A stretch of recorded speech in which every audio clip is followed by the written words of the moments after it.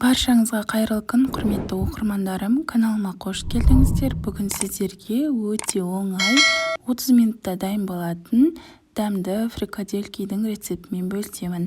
Міндетті түрде осы рецептпен дәмді тағамды кешкі асқа немесе түскі асқа жасап көріңіздер. Видеоны өткізбей соңына дейін қарап, каналыма тіркеліп, жанында қоңырау шай белгісін басып қойыңыздар.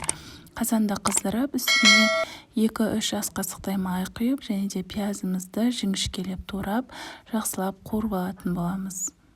Бұл жерде мен бір пиязды қолдандым.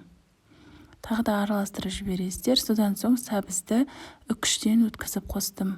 Егер сіздерге үкіштен өткізілген ұнамаса, 4 бұрышты ұсақтап турасаңыздар болады. Содан соң болгар бұрышын ұзыншалап турап салдым. Егер сізге болгар бұрышы ұнамаса, салмай-ақ қоюға болады. Немесе дәмін шығару үшін болгар бұрышын үлкен 4 бұрышты етіп салуға да болады. Содан соң картошкамызды салдым, және де 1 ас қасық томат салдым. Бұл жерде және де 2 лавр жапырағын салып, үстіне салқын су құйдым. Енді бетін жауып қайнатамыз.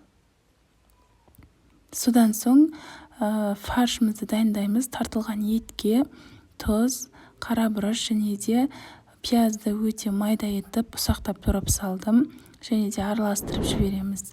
Содан соң қолдың көмегімен осылай дөңгелек пішіндер жасап шығамыз. Өте үлкен емес, кішкене орташалау, сондай формада жасағандарыңыз дұрыс.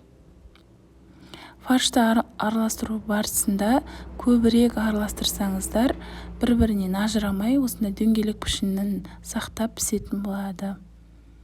Енді видеода көріп тұрғандарыңызда осылай барлығын дайындап алдым. Енді қайнап жатқан сорпамыздың, яғни соның үстіне барлық бөлігін, фарштарымызды, фрикаделькилеріміздің барлығын салып шығамыз. Содан соң осындай жарты пиалада, яғни 100 граммдай күріш салдым. Және жақсылап астын қайнағаннан кейін кішкене араластырып жіберіңіздер. Күріш пен ет піскеннен соң біздің тамағымыз дайын болады. Шамамен 20-25 минутта пісіп қалады. Содан соң дәміне қарай аздаған тұз салдым. Бетін жауып, жай отта 25 минуттай қайнатасыздар. Содан соң ыдысыңызға құйып, отбасыңызға ұсына берсеңіздер болады. Балаларға да ұнайды, өте дәмді болып шығатын, өте жеңіл тағамдардың бірі.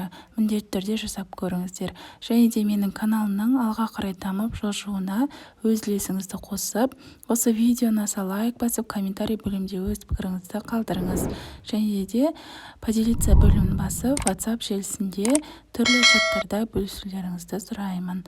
Осымен біздің тағамымыз дайын болды. Қалауыңыз бойынша ас көк пияз теуіп жесеңіздер болады. Барлықтарыңызға ас болсын.